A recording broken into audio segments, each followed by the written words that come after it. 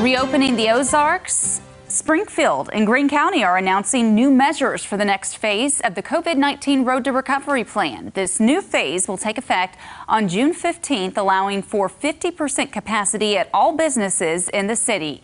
Bailey Stroll is live tonight to break down the rest of the Phase 3 order. Bailey, what else will be changing?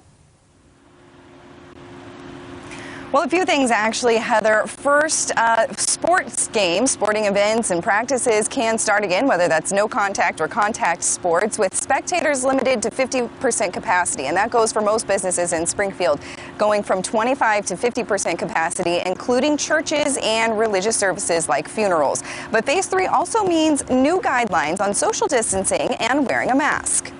If it's not practical to have 6 feet social distancing in the business or other activity, we are indicating here that we're comfortable with and encouraging that 3 feet is sufficient, but masking must be required of all persons. Phase 3 brings a big push on wearing masks. The city hopes it will help stop spread as more crowding and less social distancing take effect Monday. I wholeheartedly recommend masking when social distancing isn't otherwise an option. Let's make this some positive peer pressure to share what a simple step of wearing a mask can be in helping to prevent this disease. While most Springfield businesses will operate now at 50% capacity, the city is only allowing 25% capacity for public gatherings. And those are just for city permitted activities on city property or city right-of-way. So we feel pretty comfortable with that, and it's difficult to trace if we have a case.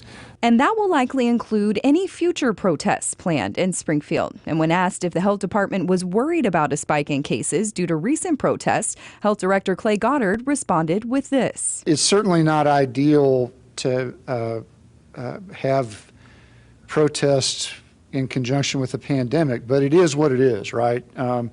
Which is worse, a global pandemic or, a history of oppression and racism that people are protesting. Goddard says he was encouraged to see so many protesters wearing masks, and if a case would come from those protests, we'll start to see that unfold a little bit early next week, maybe even as early as today.